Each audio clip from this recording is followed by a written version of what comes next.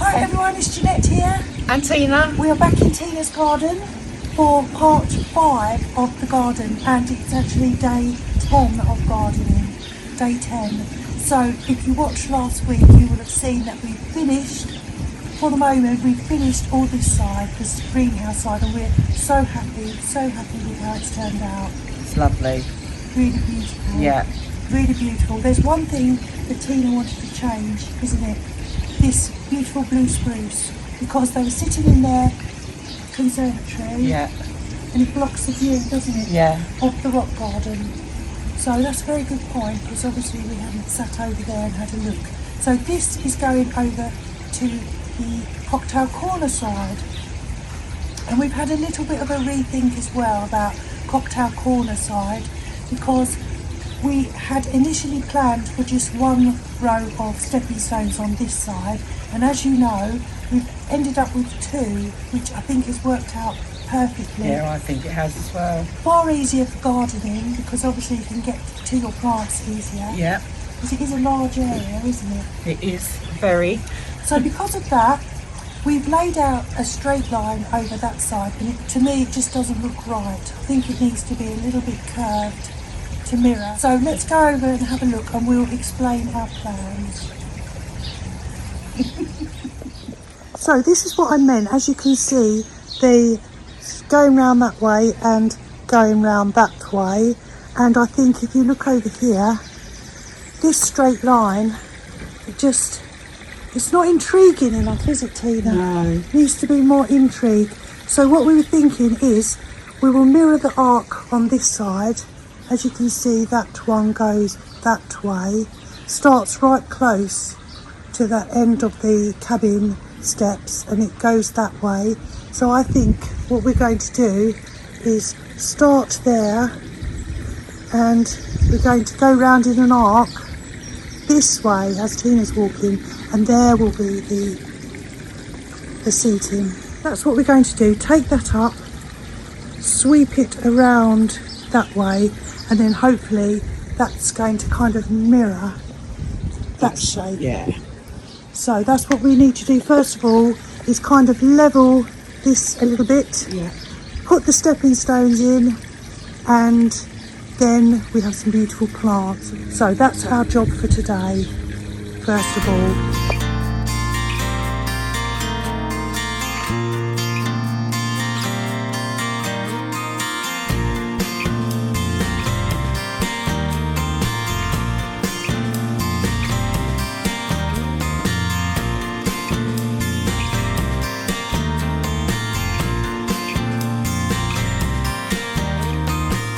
We've done it, and goodness, it's level. Shall we prove it, Tina? Shall we prove that it's level? I bet it isn't now. Look at that. Right, now I had a great idea last night, couldn't sleep in bed, because Tina and Keith had this large sheet of mirror, and right at the very start, when we looked at the garden, they said, if you can use this. Well, I've been racking my brains, and I was thinking, first of all, along there, or on the opposite side, maybe along there. But the only problem is that they have so many birds in their garden, don't you, Tina? Yeah. And we're just really worried that birds might fly into it. So that's what was stopping me. But I had a great idea. We're going to put it here. Show you. Keith's going to help us behind the wisteria, which I should mention, look at all these buds. That is going to just burst very, very soon and look gorgeous, so there's no time to spare. But we can slide it behind, and it's the perfect time to do it, isn't it, Tina? Yeah, it is. So let's have a go at doing the mirror.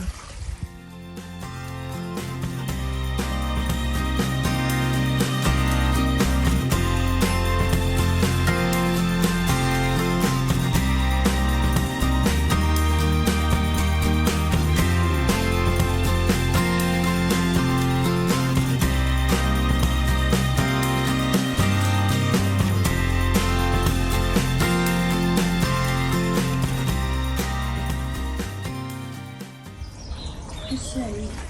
I'm thinking of how you're going to fix it there.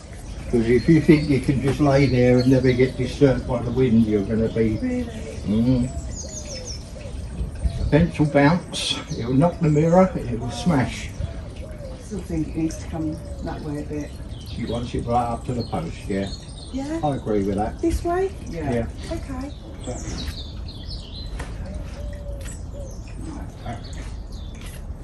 Right. That looks ridiculous, so that's got to be cut off. Oh. It then fits nicely Yeah. between the two concrete posts. Oh yeah. Yeah? Yeah. So I think it needs to come off, have that 6 inches on the end taken away, Yeah. and then fix it between the two posts. Perfect.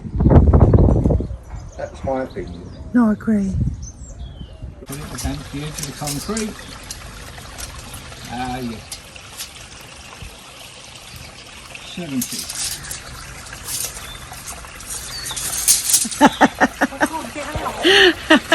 I can't actually. Keith's going to cut the black bit off.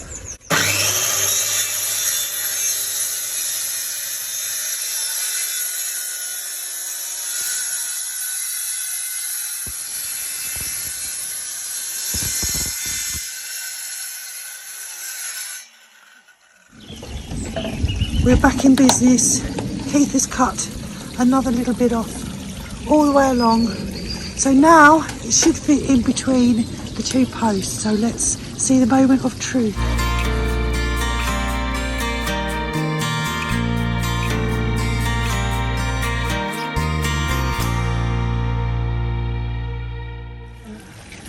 Right, so you can see now it fits exactly in between the posts, and Keith is getting some brackets. Oh, I think it looks stunning. Absolutely stunning. So he's going to fix it to the fence post with some brackets. We are nearly there.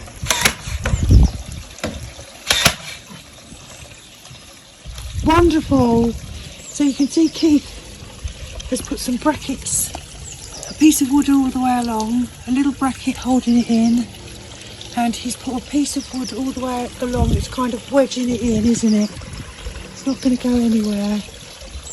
What can we say? We're so pleased. That wasn't on the list, was it? That wasn't on the list. So thank you so much to Keith for Putting that in. sorting that out. So we're so pleased. So last week we said this is the last of the hard labour, didn't we? We did. And we lied. Famous last words. So we have laid the stepping stones. We have a few plants to move that we already have. I'm going to move the blue spruce over this side. Tina also has an olive which is in a pot. So we're going to bring that to this side. We just went to the garden centre to get stepping stones and some bags of soil, and we were happily wandering back towards the tills, and we both stopped in our tracks, didn't we, at the same plant. So wait till we show you that. It is gorgeous, really gorgeous. Just had to have it. We had to. And we're going to make little groupings of rock gardens rather than one big rock garden. We thought we'd do something slightly different. Before we go any further, let's go back to November, to the very start, before we had done any work in this cocktail corner area. And you can see it felt very overcrowded. It felt like all the conifers were taking up all the space, which they were. They were encroaching 6 feet into the space, and then the brick walls in front sort of brought the garden even smaller. So we decided we would limb up the conifers, and straight away it just gave a sense of space and something we could work with. We removed all the brick walls for the raised beds. That created a nice flatter area as well.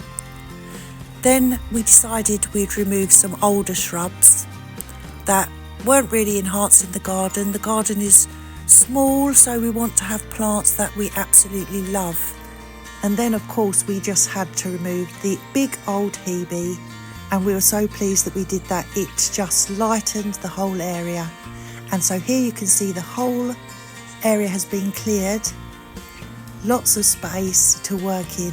The pond filter, which is over in the corner, that was moved, fortunately.